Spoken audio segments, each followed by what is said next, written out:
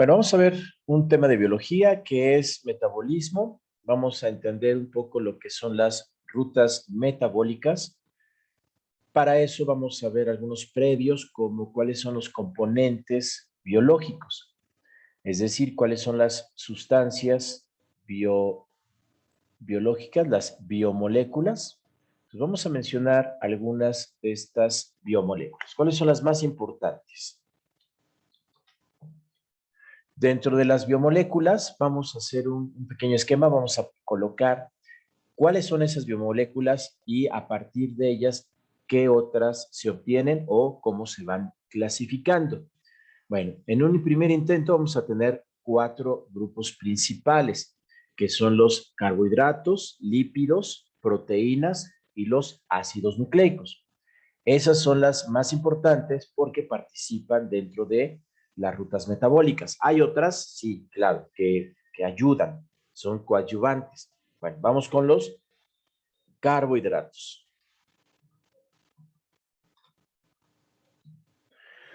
Bien, los carbohidratos también se les conoce como hidratos de carbono, ¿sí? Y esos carbohidratos los vamos a clasificar de la siguiente manera. Empezamos por los monómeros. Los monómeros son una estructura principal de carbohidratos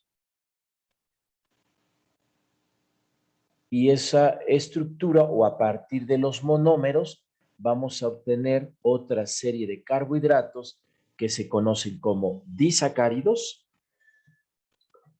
que tienen dos monómeros o dos monosacáridos. Vamos a especificarlo aquí como monosacáridos.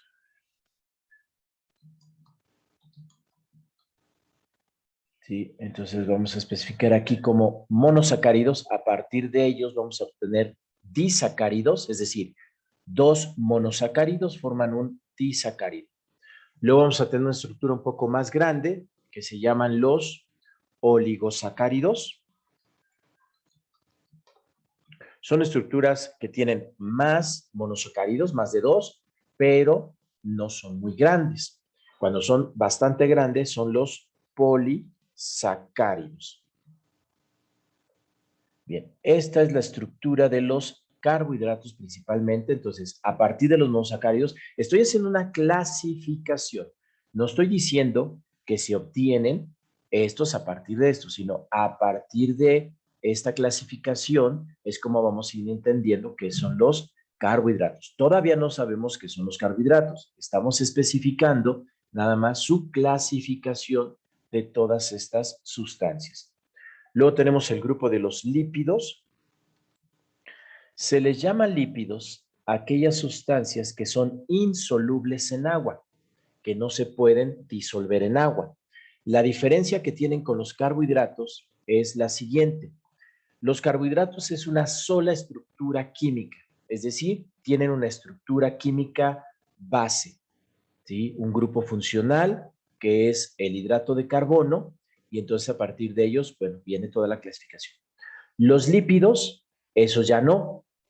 Se le llama lípidos a un grupo de sustancias con estructuras completamente diferentes una de otra, pero que comparten la característica de ser insolubles en agua, no se disuelven en agua.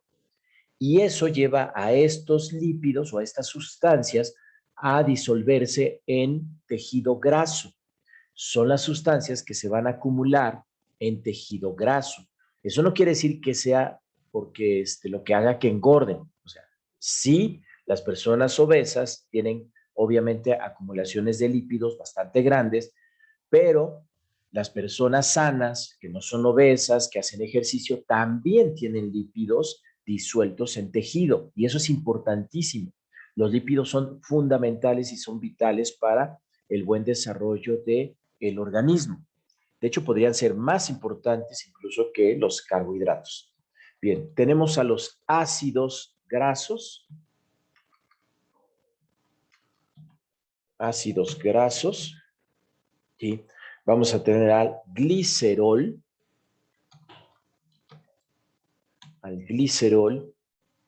y a las bases nitrogenadas.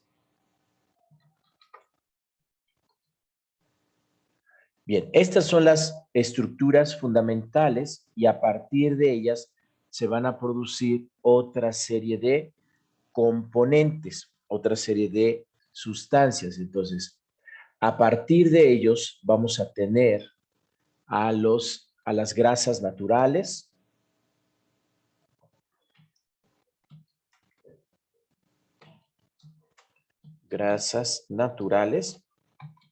¿sí?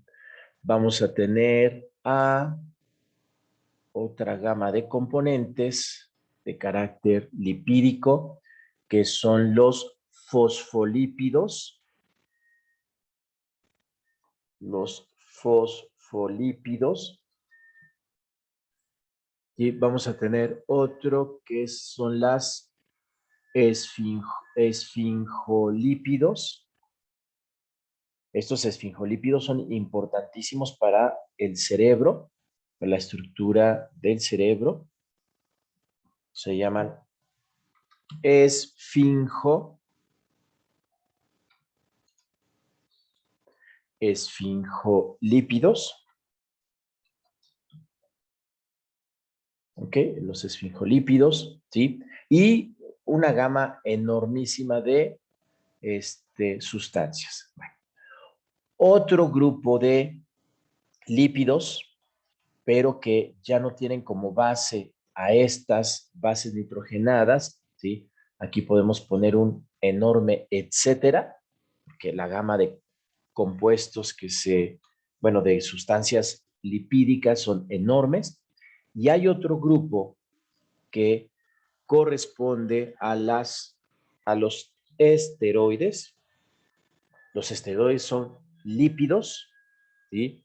Vamos a tener a las vitaminas, algunas hormonas, no todas, pero sí algunas hormonas que van a estar presentes y que tienen un carácter lipídico. ¿De acuerdo? Bueno, estos son los lípidos. Luego vamos a tener unas estructuras muy parecidas en su composición química, que son las proteínas. Las proteínas son fundamentales, quizá es lo que ocupe mayor volumen dentro de lo que es el cuerpo. Estas proteínas están formadas o constituidas por aminoácidos. Son los aminoácidos y a partir de los aminoácidos es que se van a formar cadenas enormes que las conocemos como proteínas. Hay 20 aminoácidos esenciales y la combinación, la unión de esos aminoácidos, pues van a formar toda la gama de proteínas que se pueden conocer. Son muchísimos. Y el último grupo son los ácidos nucleicos. Esos ácidos nucleicos, bueno, van a tener una estructura base que son las pentosas. Las pentosas son azúcares como la ribosa y la desoxirribosa, por mencionar los más importantes. Vamos a tener una serie de bases nitrogenadas. Esas bases nitrogenadas son primordialmente cuatro son las bases nitrogenadas. Los siguientes son el fosfato, es un componente inorgánico, el fosfato es una unidad muy particular. Bueno, todos estos van a constituir lo que se conoce como nucleótidos. Entonces, con estas sustancias vamos a formar un nucleótidos. ¿Ok? Los nucleótidos. Y a partir de los nucleótidos se van a constituir dos estructuras que son las fundamentales dentro de lo que son los ácidos nucleicos, y esas son el ADN y el ARN, el ácido desoxirribonucleico y el ácido ribonucleico. ¿Ok? Bueno, esta es la gama de componentes o compuestos que vamos a tener en el organismo, pero no son los únicos. Hay muchos más componentes que vamos a estar trabajando o que vamos a tratar de conocer.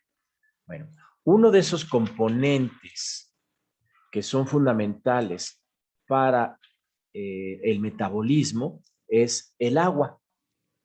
Entonces, vamos a ver aquí lo que es el agua. ¿Sí? Bueno, ¿qué es el agua?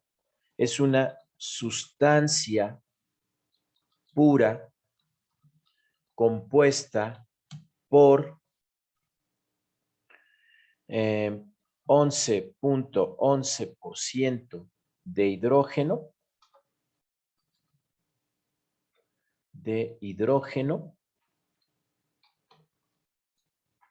y 88.88% de oxígeno. ¿Sí? Eso es el agua. Esa es la composición estructural del agua. Entonces, está constituida por el 11.11% de hidrógeno y el 88.88% de oxígeno. Eso quiere decir que esta agua tiene una fórmula, vamos a poner aquí su fórmula, que es H2O. H2O, lo voy a poner así porque voy a acomodarlo como debe de ser. Vamos a colocar aquí porque es un subíndice, entonces esa es la fórmula del agua, su fórmula, ¿ok? Su masa molar, lo que pesa el agua, que es poco correcto decir peso, pero tampoco es tan grave. Su nombre correcto es masa molar. La masa molar del agua es de 18 gramos por cada mol o por cada unidad de mol. ¿Sí? Esa es la masa molar del agua. Su estructura es muy importante, la estructura del agua, porque eso es lo que nos dice cómo está formada el agua. Bueno, su estructura es el oxígeno, ¿sí? Ahí está, el oxígeno, ¿sí? Unido a dos hidrógenos, así, a dos hidrógenos, ahí está. Esa unión va a estar constituida de la siguiente manera. Son dos enlaces de carácter iónico. Estos son enlaces iónicos o sus enlaces son de carácter iónico. Y esta estructura de agua va a tener un ángulo, ahorita les digo el ángulo, es de 104.5 grados y una distancia en su enlace, porque es importante, la voy a poner aquí la distancia es de 0.95 Armstrong, 0.95 Armstrong. El Armstrong es una unidad de medida. Esa unidad de medida es una unidad de medida de distancia, muy pequeñita, muy pequeña. Un Armstrong es 10 a la menos 9, ¿sí? 10 a la menos 9, ¿sí? Bueno, esto que tenemos aquí es un enlace de carácter iónico. Entonces vamos a tener aquí un enlace iónico. Eso significa que el oxígeno va a tener una carga y el hidrógeno va a tener otra carga. Ahora, hay un ángulo. El ángulo de enlace, este ángulo, es de 104.5 grados. 104 siempre. 104.5 grados es el ángulo que va a tener estos enlaces. Y el oxígeno que tenemos aquí va a tener un par electrónico. Ahorita les voy a explicar con mayor detalle cómo funciona esa situación. Bueno, Dentro de la estructura, bueno, vamos a ver que hay una pequeña, esa estructura. Entonces vamos a poner aquí nuestro oxígeno. Esta es la estructura del oxígeno, ¿sí? Voy a poner aquí mis dos hidrógenos, así, un hidrógeno, otro hidrógeno, con ese ángulo de 105 grados. Ok, entonces van a formar así estos dos componentes. Entonces vamos a tener así como la estructura del agua. Ok, esta estructura del agua. ¿Sí? Entonces, esto es el oxígeno, ¿sí? El oxígeno, y cada uno de estos son los hidrógenos. Este es un hidrógeno y este es un hidrógeno. ¿De acuerdo? Bueno, ¿qué es lo que sucede aquí? Este oxígeno va a tener un par de electrones. Aquí un par de electrones y otro par de electrones aquí. Y esos son los que empujan a los hidrógenos hasta formar ese ángulo, ¿sí? Estos van a tener una carga eléctrica. Esa carga eléctrica, vamos a ver si nos deja aquí utilizar. No, no deja. Al principio sí había dejado, pero ahora no deja. No, ya no dejo. Bueno, se supone que es una diferencia eléctrica. No la voy a poner así. Nada más voy a poner que los hidrógenos tienen una carga eléctrica positiva, ¿sí? Aquí y acá una carga eléctrica positiva, mientras que el oxígeno va a tener una carga eléctrica negativa. Esas son las cargas eléctricas parciales o semiparciales. Esto le dan al agua una estructura dieléctrica, es decir, su estructura es dieléctrica, ¿sí? Y la potencia dieléctrica no tiene mucha importancia, no le vamos a dar mucha importancia, pero es una de las más altas, ¿ok? Pero esta potencia dieléctrica lo que le permite al agua es que sea un disolvente universal, ¿ok? Entonces, esta capacidad eléctrica hace del agua un componente disolvente. Y por eso se le conoce al agua como un disolvente universal. ¿Y qué es lo que va a disolver? Pues disuelve cualquier sustancia iónica. Entonces, disuelve toda sustancia iónica. O sea, que tenga cargas eléctricas. Por eso es un disolvente extraordinario. Y el organismo, todo organismo está constituido casi en un 70% por agua. Depende del tipo de organismo, pero la mayor parte de nuestro cuerpo está constituida por agua, ¿sí? Entonces, eso es lo que permite disolver casi cualquier cosa que tenga carga eléctrica. Por eso los lípidos son insolubles en agua, pero se disuelven en tejido graso. Ese tejido graso está formado por fosfolípidos, primordialmente. La membrana de las células y muchas partes de nuestro cuerpo disuelve esos componentes grasos. Pero esos lípidos no se pueden disolver en el agua. El agua va a servir para disolver muchas otras cosas. Ahora, ¿cómo es la estructura del agua?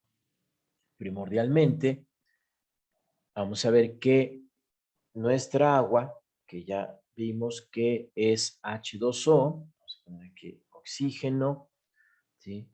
Este es hidrógeno, ajá.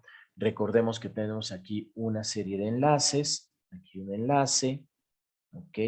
Aquí hay otro enlace, hay una carga eléctrica, por una parte el hidrógeno tiene una carga eléctrica positiva, mientras que el oxígeno tiene una carga eléctrica negativa, eso ya les había explicado. ¿Ok? Ahora, ¿qué va a pasar con esas cargas eléctricas? Tanto positivas como negativas. Bueno, pues van a ser capaces de atraer a otra molécula de agua. Entonces, vamos a tener aquí otra molécula de agua. Voy a ponerla así. Aquí voy a poner el hidrógeno. Ok. Por aquí otro hidrógeno. ¿Sí? Lo puse un poco más junto. No importa. Entonces, hay una distancia aquí, un ángulo. La estructura es la misma, ¿no? ¿Sí? Y obviamente esta molécula, pues va a tener también cargas eléctricas. Una carga eléctrica negativa para el oxígeno, una carga eléctrica positiva para el hidrógeno de este lado y otra para el hidrógeno acá de este lado. ¿Sí? Déjenme acomodo esas cargas para que queden bien. Okay, ahí está. Y luego esta de acá abajo. Ahí quedan. Ok, esas son cargas. Ahora, fíjense muy bien lo que va a suceder. ¿Sí?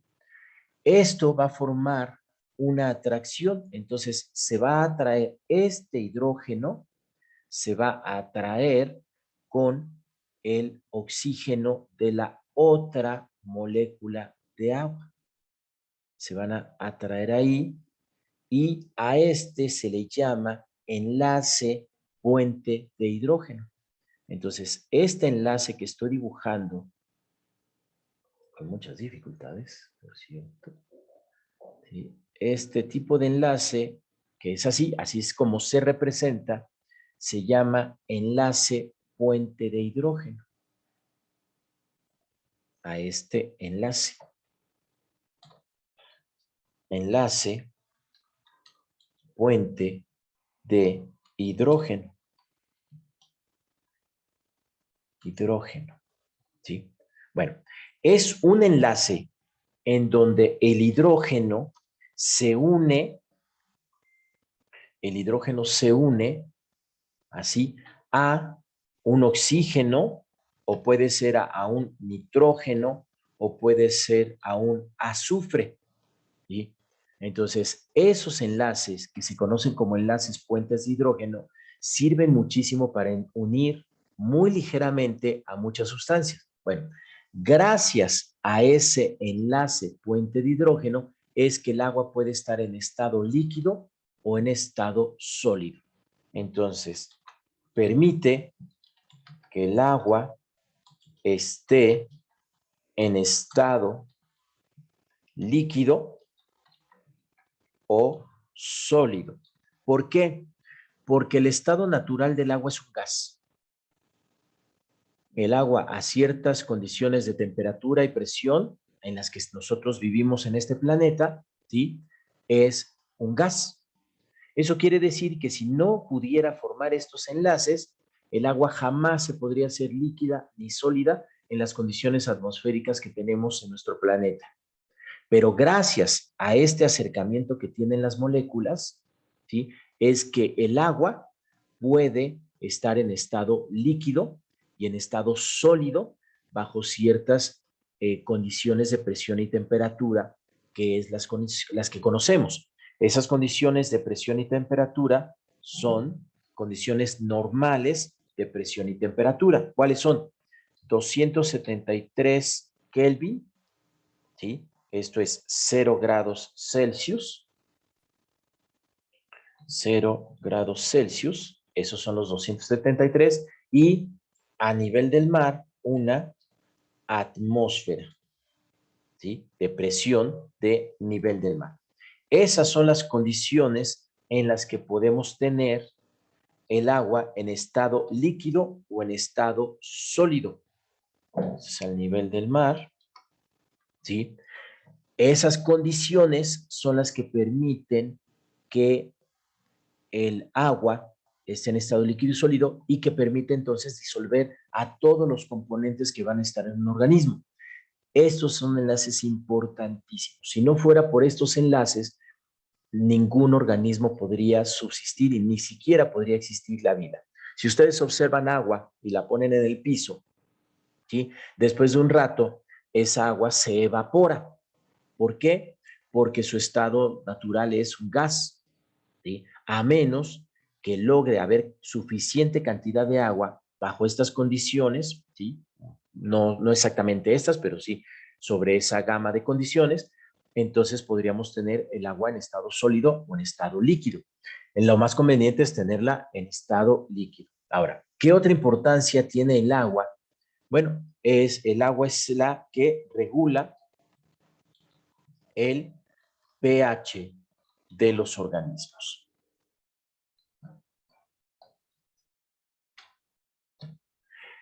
En química, bueno, ya aprenderán lo que es el pH o la regulación del pH en los diferentes organismos, ¿sí?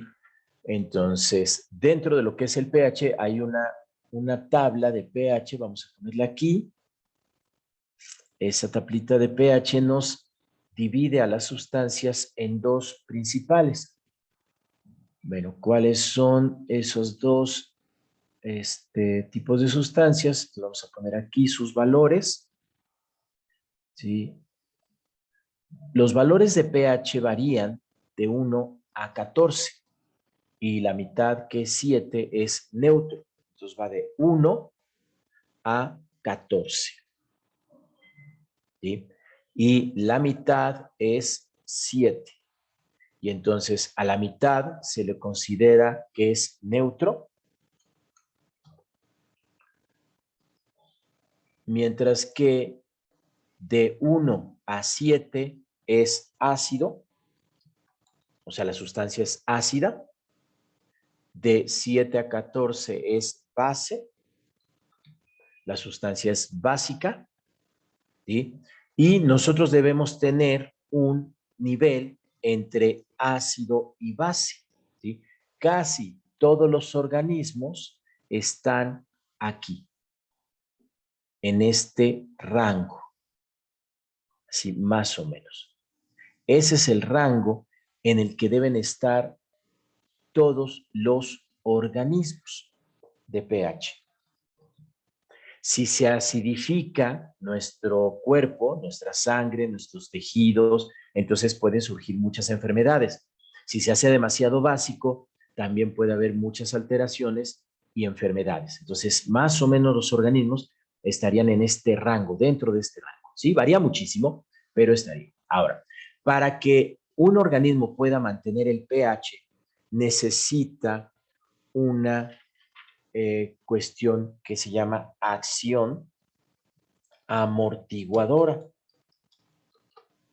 Esa acción amortiguadora lo que hace es un equilibrio entre ácido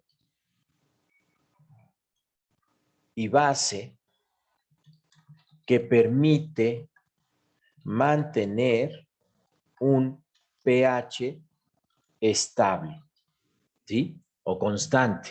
Esa es una acción amortiguadora. Entonces, hay muchas sustancias que permiten que haya esa acción amortiguadora. Muchas sustancias. Entre estas sustancias, pues están los fosfatos, primordialmente, algunos acetatos, ¿sí? Como el ácido acético, etcétera, etcétera. Entonces, eso es lo que va a permitir que haya una acción amortiguadora, ¿sí? Es decir, vamos a tener un ácido y una base que van a estar ahí reaccionando constantemente para mantener un pH. Bueno, algunos ejemplos de cómo debe estar el pH. Por ejemplo, en el humano, ¿no? El plasma sanguíneo,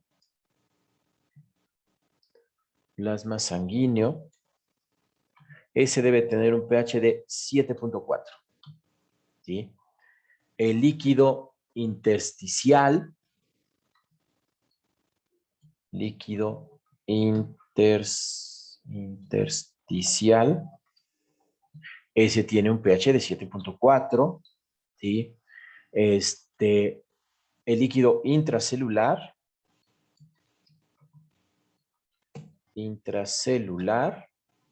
¿sí? Ese líquido intracelular, por ejemplo, en el hígado es de 6.1, ¿sí? En el músculo En el músculo es de 6.9, ¿sí? En el jugo gástrico,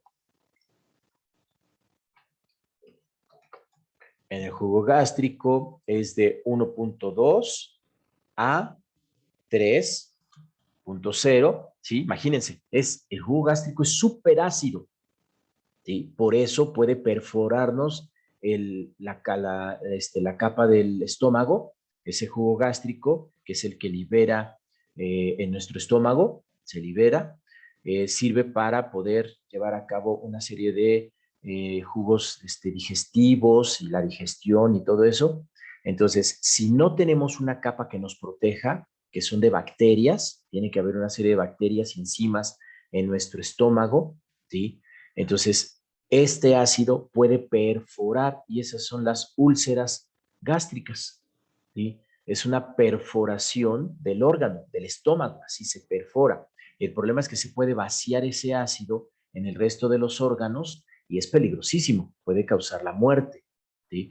Entonces es muy importante tener una capa de bacterias. ¿Cómo se logra esa capa de bacterias? Pues comiendo verduras, frutas y verduras, ¿sí?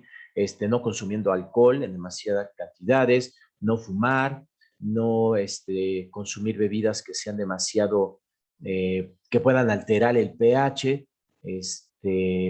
no sé, como demasiada salsa, las salsas muy picantes, las frituras, todo ese tipo de cosas que provocan los dulces, provocan alteraciones en nuestra capa. La mala alimentación, es decir, demasiado grasa o demasiada, ¿por qué?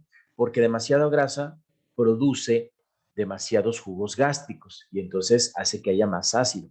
Periodos muy grandes de alimentación, ¿qué quiere decir? Esa famosa dieta, la dieta intermitente, esa dieta puede provocar que haya formación de ácido y con el tiempo una perforación del estómago. ¿Por qué? Porque no hay alimento. Entonces, la única manera de bajar la acidez es que haya alimento, obviamente. Por eso es recomendable comer 5 veces al día o tener periodos donde se pueda comer algo.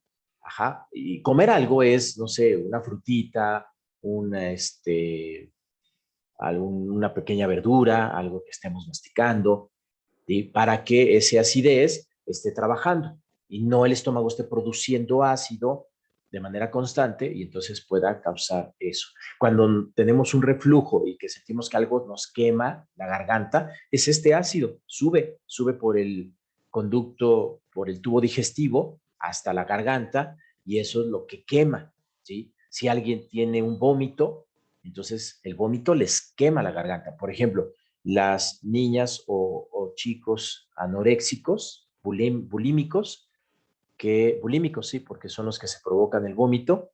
Entonces, un diagnóstico, parte del diagnóstico es que se les revisa la garganta y se les revisa el tracto digestivo con un aparatito que se mete y se ve en la cámara y está todo quemado. Por constantemente están vomitando, entonces les quema todo el tubo digestivo. Entonces, así es como se puede saber que alguien se está provocando los vómitos. Por ejemplo, la orina debe tener un pH de 5 a 8, 5.0 a 8.0. ¿Sí? Si la orina está muy amarilla, casi naranja, puede ser signo de que hay una alteración en el pH y entonces puede haber problemas de salud fuertes o hay una deshidratación. Si la orina es muy clarita, amarillo muy clarito o de color casi transparente, entonces hay una muy buena hidratación y su pH es el adecuado. Entonces siempre hay que medir. La saliva, para terminar, esa tiene un pH de 6.35 a 6.85. ¿Ok? Bueno, esta es la fuente que yo tengo aquí. Si ustedes revisan las fuentes médicas, pues tal vez no varíen muchísimo, ¿sí? Pero también cambian en los diferentes tipos de organismos. Eso es lo que les estoy diciendo en el humano, ¿no? En el hombre, nada más en el hombre. Datos, vamos a ponerle aquí, datos en el humano, ¿ok? Porque en los animales varía, obviamente, ¿sí? Bien, vamos a pasar a lo que sería Las proteínas, los lípidos, ¿no? Vamos con lo siguiente. Vamos a ver. Ok, sí. Vamos a hablar de las proteínas, pero voy a cambiar de lámina. Entonces, vamos a ver.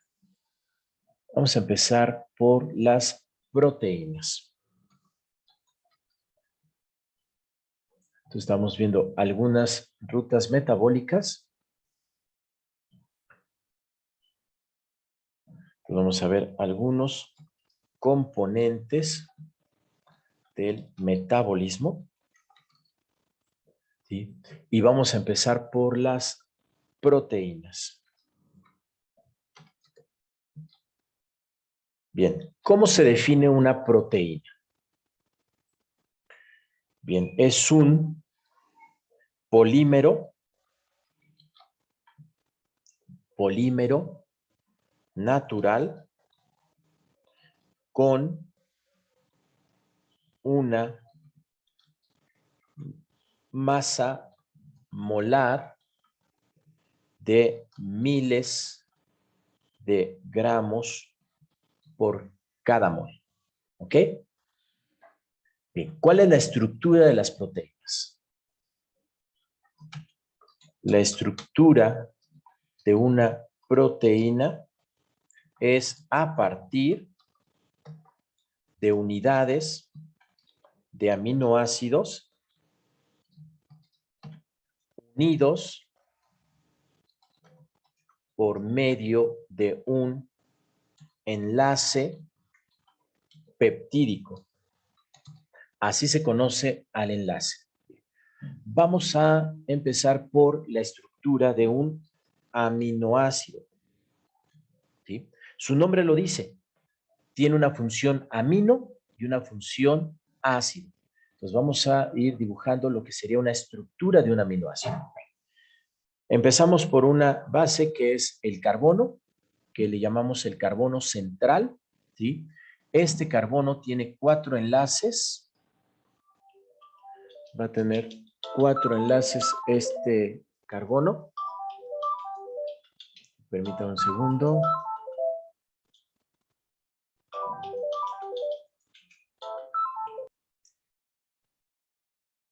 Bien, entonces tenemos una estructura que es un carbono y va a tener 4 enlaces.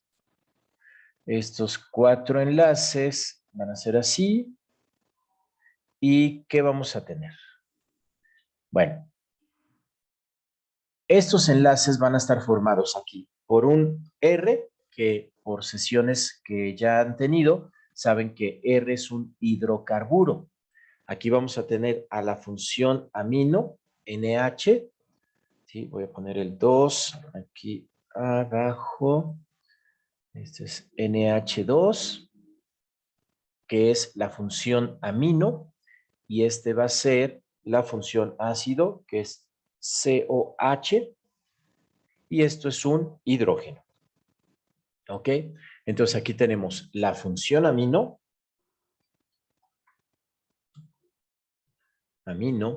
y esta es la función ácido carboxílico. Acuérdense que los compuestos químicos se clasifican en grupos funcionales. Aquí es la función de ácido carboxílico. Y esos son los aminoácidos. ¿De acuerdo? Bueno, ahora, un aminoácido se va a unir con otro aminoácido formando un puente que se llama puente peptídico. Ahorita vamos a ver cómo es ese puente peptídico. Bueno, voy a escribir ahora de esta manera. Entonces tenemos un NH, que es un aminoácido, ¿sí? Hay una unión con un carbono que tiene un hidrógeno, que tiene una unión con un CO, ¿sí? Ahorita van a ver, aquí voy a tener un NH, ¿sí? El carbono con el hidrógeno y luego el CO, ¿sí? Y así voy a poner otro NH con un carbono, con hidrógeno y un CO, digo CO, ahí, CO, Aquí le ponemos este. Y acá vamos a ponerle de este lado, así. ¿Ok? Fíjense muy bien. Aquí, ¿dónde están los R's? Pues aquí están, aquí arriba. Aquí hay un R pegado ahí. Ahí hay un R. Aquí hay otro R. ¿Sí? Y eso es lo que hace que sean distintos los aminoácidos, esos R's que están ahí. ¿Sí? Estos R's son los que están pegados a este carbono, está pegado a este carbono, está pegado a este carbono. Ahora, ¿cómo se van a unir? Estos carbonos se van a unir por medio de un enlace peptídico. ¿Sí? Lo voy a marcar en el rojo, aquí. Y entonces, esto es un enlace peptídico. Vean que falta un oxígeno y falta un hidrógeno. Eso es porque se va a formar agua.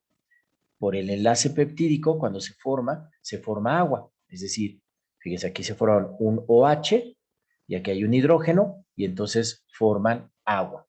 Esto es lo que conocemos como el enlace peptídico. Y así formamos cadenas de proteínas.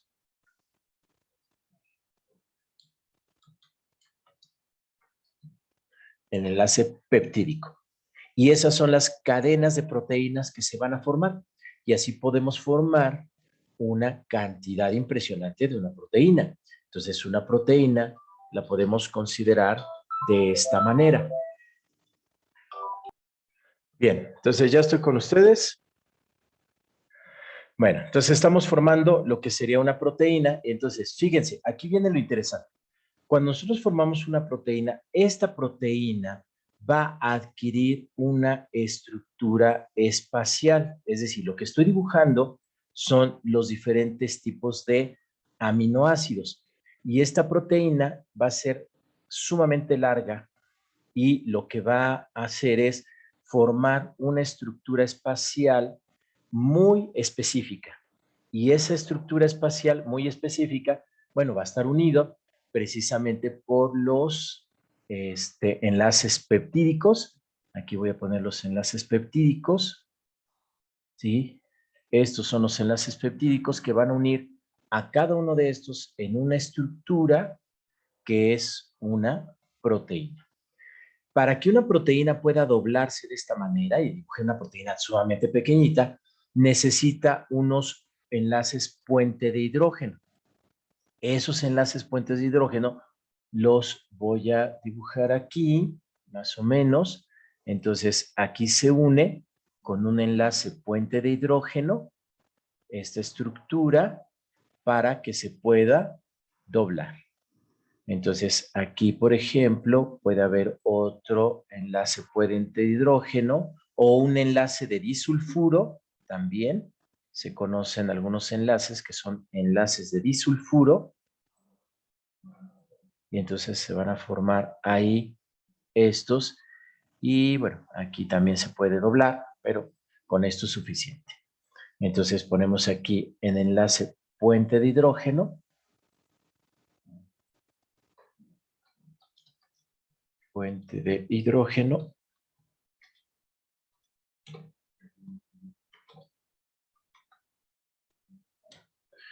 Ajá, y eso es lo que permite formar la estructura. La estructura de la proteína tiene que ser tridimensional, ¿sí? Ahora, ¿qué importancia tienen las proteínas? Pues es enorme, ¿sí?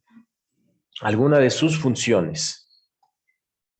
Voy a mencionar algunas funciones biológicas y algunos pequeños ejemplos y con eso vamos a terminar esta sesión. Bueno, las más importantes son las enzimas.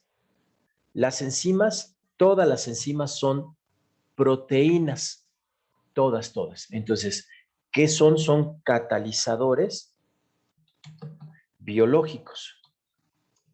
Son los responsables de llevar a cabo todas las reacciones metabólicas. Una reacción no se puede llevar si no está presente una enzima.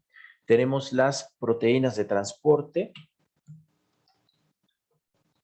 ¿sí? Esas proteínas de transporte son, por ejemplo, la hemoglobina, hemoglobina, que es la encargada de llevar la sangre, el oxígeno a la sangre, ¿sí? Ese es un ejemplo de proteína de transporte. Tenemos proteínas contráctiles. Esas proteínas contráctiles son las responsables, por ejemplo, de la fibra muscular. Solo estoy poniendo un pequeño ejemplo porque hay infinidad de acciones, ¿sí? Las que tienen acción hormonal, algunas proteínas, por ejemplo, la insulina. La insulina es una hormona, es una proteína que tiene una función hormonal. Las que son estructurales, por ejemplo, el colágeno, ¿sí? La elastina, que tiene que ver con los músculos, ¿sí? Y proteínas de reserva, ¿sí? Como por ejemplo la caseína, que es muy importante, o lactoglobulina,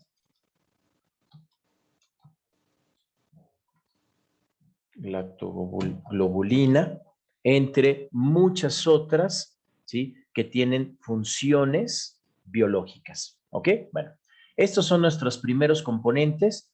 Vamos a revisar los que nos hacen falta, que son los carbohidratos, los lípidos y todo, pero eso lo haremos en sesiones posteriores. Bueno, entonces procedo a detener la grabación.